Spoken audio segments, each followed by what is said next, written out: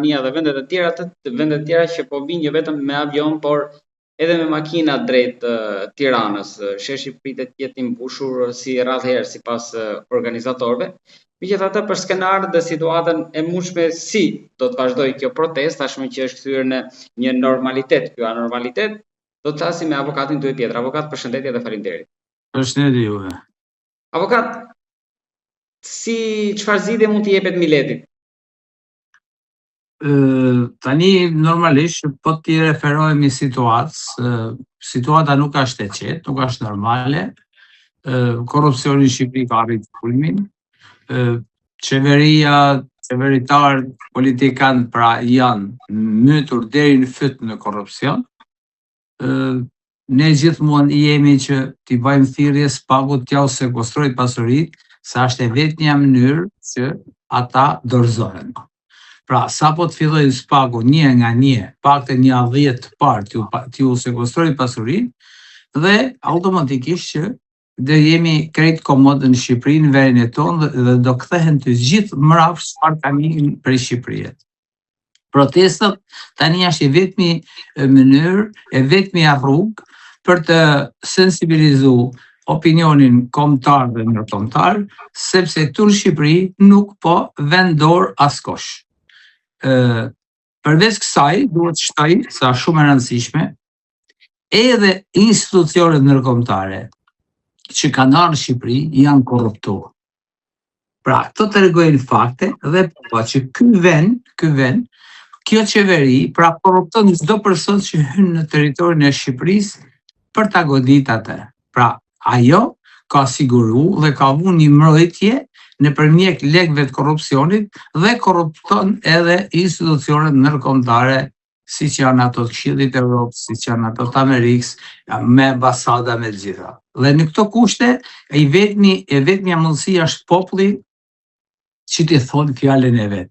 Pastaj, nëse edhe kjo, atëherë çdo gjë në Shqipëri ka marru. Por e kam të sigurt që kësaj rradhe nuk do të dështojnë. Po, ku bazoheni, avokat, sepse ka shumë nga ata që kritikojnë protestën që nuk ka kaluar në fazën tjetër, pra arritje atë që donte me numrin në shesh, tani duhet të përkthehet edhe në ndoshta një lëvizje për të futur brenda sistemit, sepse kështu nuk është se po lëviz më tej.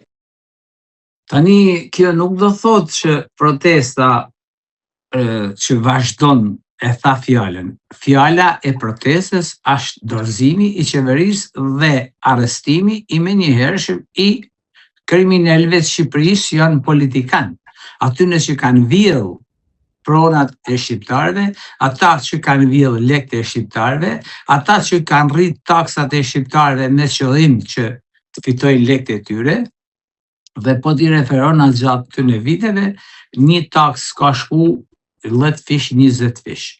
Pra, nuk ka se kjo taks ka shku në xhepat e investimeve, po ka shku në xhepat e politikanëve dhe në parajsat fiskale.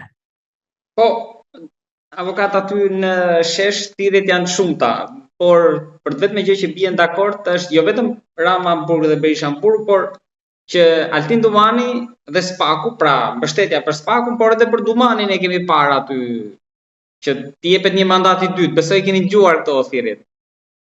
Tani unë nuk jam për gjanat kalume, sepse Altin Dumani aty ishte, po dote me ba atë që duhet ta bante, e kishte gjitha mundësit për ta ba.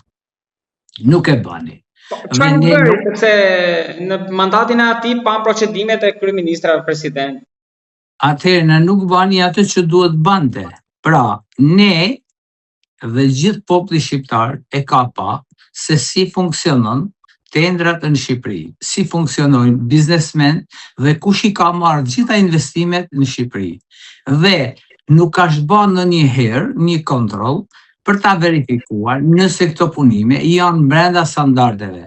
Pra nëse bëj fjalë që 1 kilometër kushton x lekë dhe ne paguajmë 3 fishin e asaj dhe cilësia punimeve është më e dobët, do thotë që nuk ka më kontroll. Dhe thjesht Dumani apo Dumanat duhet që të sekuestrojnë pasuritë e kompanive të cilat kanë marrë tendrat për të bërë punime sipas ligjit dhe nuk i kanë bërë. Atëherë në këtë rast duheshin sekuestru paret. Ne kemi një fakt të gjallë në Shqipëri. Në vitin 90 u shkun jashtë shtetit gratë, motrat, njerëzit e familjes dhe këta në Shqipëri po diskutonin nerin. Nuk u morë kush me nerin. Në 97 kur u futën dorën në xhep dhe ju morën lekë, u çuan gjithë shqiptarët. Pra çem ka leku. Edhe këtyne biznesmenëve që janë afër Edi Ramës. Pra po ju more, po ju sekuestrove pasuritë, automatikisht pra bie çdo gjë. Pra ju thoni që edhe paku ka marrë zemër ndoshta nga protesta tani që po godet pushtetin ekonomik? Po godet gjënat më të vogla. Jam shumë dakord. Avokat, sekuestrime që ishin të fundit?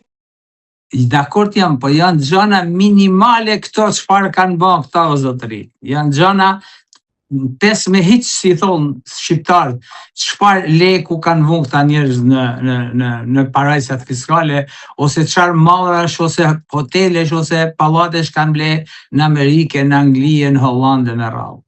Ju përmendni që po sekuestrojnë lekët e pista qerdhën, jo ato të pastra që u dërguan jashtë nga këtu.